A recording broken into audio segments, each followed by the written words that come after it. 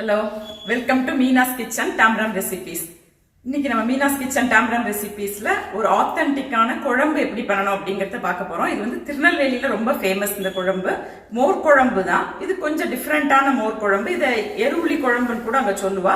அந்த மோர் குழம்பு தான் இன்னைக்கு நம்ம எப்படி பண்ணலாங்கிறத பார்க்க போறோம். ஆக்சுவலி இந்த மோர் குழம்பு எங்க அம்மா சொல்லி கொடுத்தது தான் எனக்கு வந்து. இன்னைக்கு எங்க அம்மா ஊருக்கு போயிட்டதுனால நான் பண்றேன் இந்த மோர் குழம்பை. அதே ஸ்டைல்ல தான் பண்றேன். அப்புறம் இதுல வந்து எல்லா வெஜிடபிள்ஸும் போட்டுக்கலாம். நம்ம குழம்புக்கு என்னென்னலாம் காய் போட்டுப்போமோ அந்த எல்லாமே போட்டுக்கலாம். இன்னைக்கு நான் கத்திரிக்காய் போட்டு பண்ணி காமிக்கிறேன் உங்களுக்கு. ஸோ இன்னைக்கு நம்ம மோரை வச்சு ஒரு டிஃப்ரெண்டான குழம்பு பண்ண போறோம். இதுக்கு வந்து 2 ஸ்பூன் ஆயில் எடுத்துக்கிறேன். ஈவன் ஒரு ஸ்பூன் ஆயில் கூட போறோம். 1 ஸ்பூன் ஆயில் விட்டுருக்கேன். முதல்ல என்னென்ன இன்கிரீடியன்ஸ்லாம் வறுத்துக்கணும்னு சொல்லிடுறேன். ஆஸ் இட் இஸ் மோர் குழம்பு மாதிரி தான், பட் இந்த வறுத்துக்கிற இன்கிரீடியன்ஸ் வந்து கொஞ்சம் டிஃபர் ஆகும். இதுக்கு ரொம்ப இம்பார்ட்டன்ட் வந்து வெந்தயம். வெந்தயம் வந்து ரொம்ப கம்மியாக எடுத்துக்கணும். 1 டீஸ்பூன் தான் எடுத்துட்டு இருக்கேன், இல்லைன்னா கசந்து போயிடும் குழம்பு வந்து. அப்புறம் 1 ஸ்பூன் உருது டால், உளுத்தம்பருப்பு, கறி லீவ்ஸ் ஒரு 2 ஆர்க் எடுத்துக்கலாம். காரத்துக்கு மிளகா வத்தல் ஒரு 6 மிளகா வத்தல் எடுத்துட்டு இருக்கேன் சின்ன சின்னதாக. ஸோ இப்போ இந்த 4ஐயும் தான் நம்ம வறுத்துக்க போகிறோம் இன்னைக்கு. எப்போவுமே வறுத்துக்கும் போது இந்த பருப்பெல்லாம் நல்லா செவந்துடணும், இல்லைன்னா நம்ம குழம்பு வைக்கும் போது வாசனை பச்சை வாசனை அடிச்சதும் நல்லா இருக்காது உளுத்தம்பருப்பு. ஸோ நல்லா ரெட்டாக வறுத்துக்கலாம் முதல்ல. இப்போ உளுத்தம்பருப்பெல்லாம் நல்லா ரெட்டாகிடுது, நல்லா செவந்துடுது. வெந்தயமும் செவந்துடுது. ஸோ இதெல்லாம் நல்லா செவந்த அப்புறமா ஒரு 2 to 3 ஸ்பூன்ஸ் கோகனட் திருகி வச்சுட்டுருக்கேன். அதையும் இதில் லேசாக போட்டு அப்படியே அந்த சூட்டில் வெதிப்பி எடுத்துட்டுலாம். நம்ம வெந்தயம் வந்து கருகிடாமல் பார்த்துக்கணும். ஏன்னா வெந்தயம் வந்து ரொம்ப சாஃப்ட்னாலும் நீங்கள் ஹை ஃப்ளேமில் வச்சுட்டு வறுத்தேன்னா சீக்கிரம் கருகிடும்.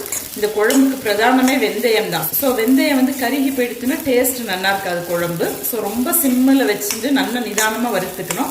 அப்படி இல்லாட்டா கூட நீங்கள் வெந்தயத்தை கொஞ்சம் லேட்டராக போட்டுக்கலாம். உளுத்தம்பருப்பு கொஞ்சம் செவந்து வர டைமில் வெந்தயத்தை போட்டுட்டா கூட கருக்காமல் இருக்கும்.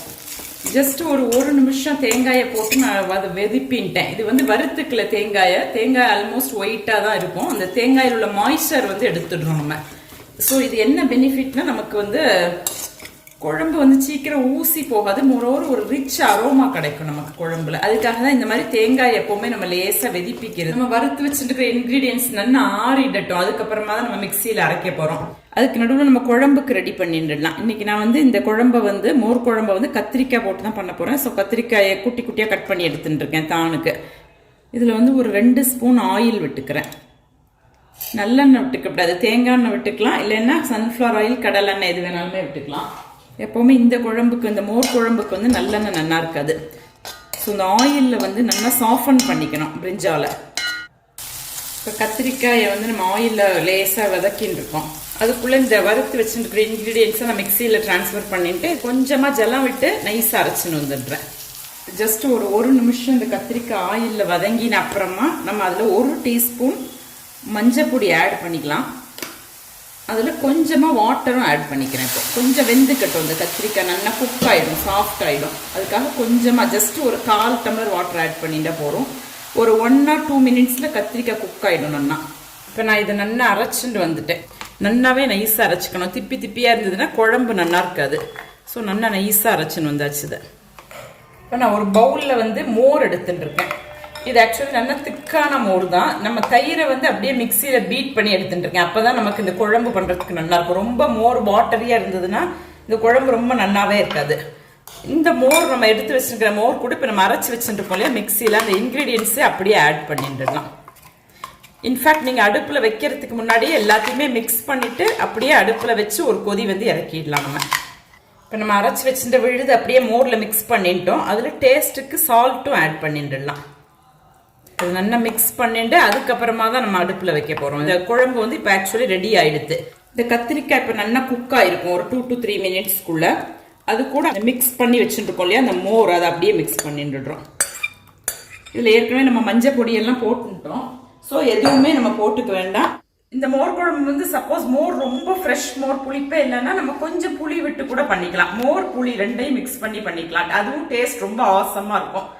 ஸோ இப்போ நான் ஒரு 10 மினிட்ஸ் இந்த குழம்பை கொதிக்க வச்சுருக்கேன். நல்லா ரெடி ஆகிடுது குழம்பு. இந்த அளவுக்கு கொதிச்சா போகிறோம். நல்லா ஒரு நைஸ் அரோமா வரும் நமக்கு கொதிக்கும் போதே. நம்ம என்ன அந்த வெந்தயம் போட்டிருக்கோம், அதில் வறுத்து போட்டிருக்கோம் இல்லையா, அந்த வெந்தயத்தோட அரோமா வந்து சூப்பராக வரும். ஸோ இந்த மாதிரி நல்லா பொங்க கொதிச்சு வரும்போது நம்ம ஸ்டவ் ஆஃப் பண்ணிடலாம். இப்போ இந்த குழம்புக்கு வந்து கடுகு, கருவேப்பிலை 2 தாளிச்சு கொட்ட போகிறோம். அதுக்கு நான் 1 ஸ்பூன் தேங்காய் எண்ணெய் எடுத்துக்கிறேன். ஆயில் சூடான அப்புறமா அதில் 1 ஸ்பூன் கடுகு போட்டுக்கலாம். கடுகு நல்லா வெடிச்சுக்கிட்டோம்.